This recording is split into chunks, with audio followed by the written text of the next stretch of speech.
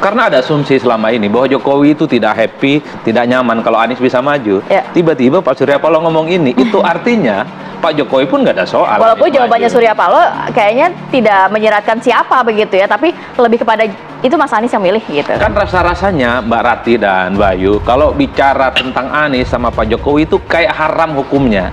Tiba-tiba Surya Paloh ngomong ini, nanya soal siapa cawapres Anies. Ini menegaskan bahwa Pak Jokowi pun nggak ada soal dengan Anies maju, ya maju saja, siapa wakilnya.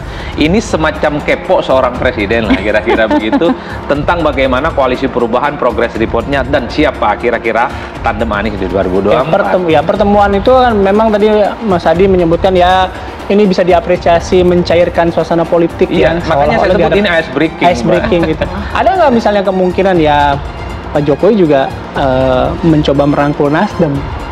Ya pastinya apapun judulnya Jokowi butuh Nasdem, Mbak. Ya dengan Pak Jokowi kan bukan terbatas hanya hubungan ketua umum partai politik dengan seorang presiden ya. Tidak bisa dipungkirin ada hubungan personal yang cukup dekat lah. Hubungan seorang mungkin saya yang lebih dituakan dengan yang lebih muda sedikit. Nah, suasana pertemuan baik sekali, suasana silaturahmi, ya, tidak ada hal-hal yang terlalu formal kita bicarakan. Mungkin lebih banyak kita saling bertukar informasi. Apel siaga kita ini kan dipuji nih sama Pak Jokowi. Nah, untuk Bapak yang menyinggung soal revolusi mental itu Pak Jokowi ada pandangan? Ada. Saya sedang tunggu-tunggu Bang Surya ngomong apa lagi nih. Ya suasana kekeluargaan sekali. Itu saya harus jujur mengatakan itu. Dan saya pikir ini bagus sekali karena memang ini yang kita butuhkan.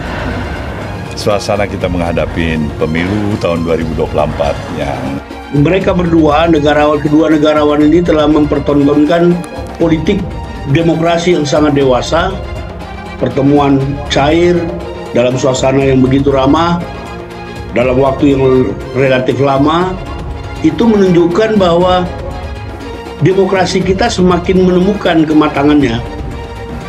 Untuk kepentingan apa? Untuk kemaslahatan bangsa. Jadi ini lagi bukan soal dua pribadi antara Presiden Jokowi dan Pak Surya Paloh, tapi ini soal kepentingan kehidupan berbangsa yang lebih baik.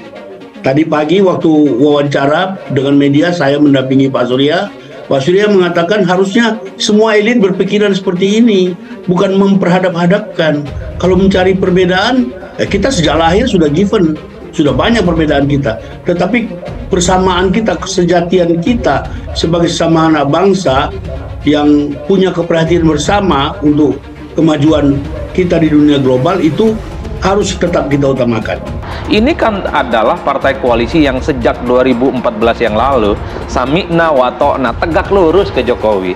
Coba bisa dibayangkan, menterinya dikurangi, tapi Nasdem selalu mengatakan kita pasrah dan rela saja. Karena bagi Nasdem komitmen politik dukung Jokowi itu sampai 2024 ya. Meski pada saat yang sama akui suasana politik ya di internal Nasdem pasti bergemuruh, Pak. Sudah tidak dianggap menjadi bagian dari koalisi. Makanya banyak orang yang berharap sudahlah kalau tak cocok keluar saja kan begitu. Tapi terlepas dari apapun menurut saya ini pelajaran politik. Sekeras apapun perbedaan, sekeras apapun friksi, tetap silaturahmi tetap terjalin. Komunikasi itu tetap jalan. Demokrasi itu berjalan di atas dua aral yang berbeda itu. Iya kemungkinan, Pak, sangat mungkin ya 50-50 lah kira-kira begitu. Ini yang saya sebutkan persoalan apakah proposal yang ditawarkan Nasdem diterima atau tidak oleh Jokowi lain hal.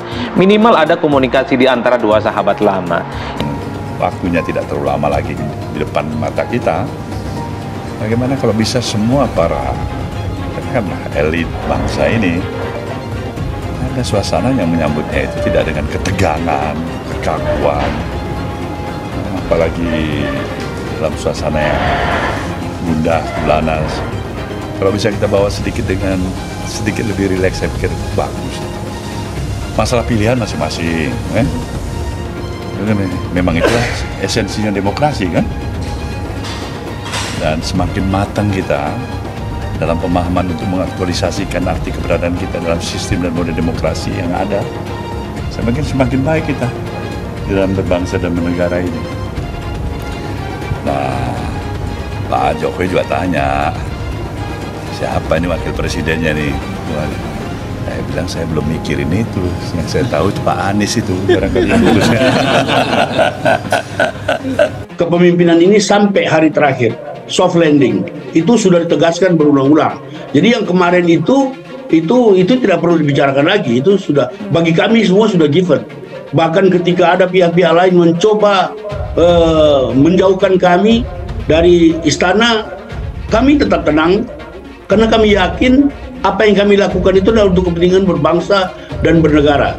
Jadi kalau soal dukungan Nasdem itu pasti dan pasti kita akan mendampingi pemerintahan ini sampai hari terakhir.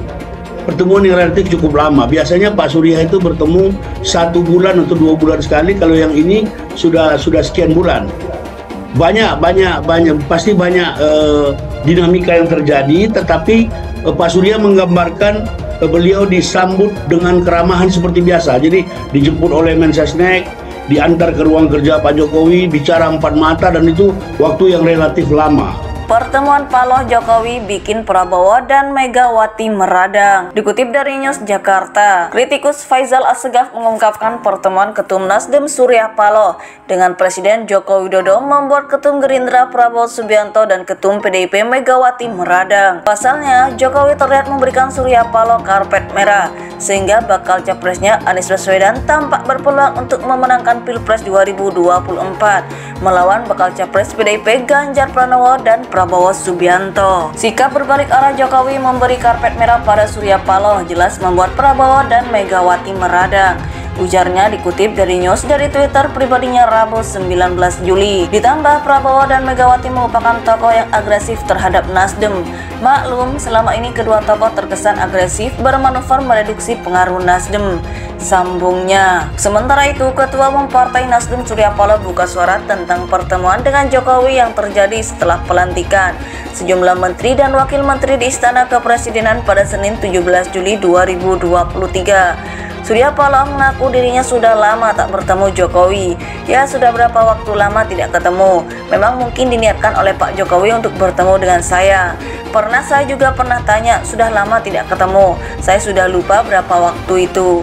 Kali karena kesibukan masing-masing, ujarnya di Nasdem Tower Gondang Dia, Jakarta Pusat, Selasa 18 Juli 2023 dikutip dari Suara. Bahkan, ia menilai pertemuannya pada Senin kemarin dianggap hari baik oleh Jokowi usai reshuffle kabinet, sehingga ia menyempatkan hadir menemui di Istana Kepresidenan. Mungkin hari kemarin dianggap hari baik oleh Pak Jokowi untuk selesai reshuffle kabinet, mengundang saya untuk bertemu berbicara, dan saya juga berkesempatan untuk memenuhi undangan beliau.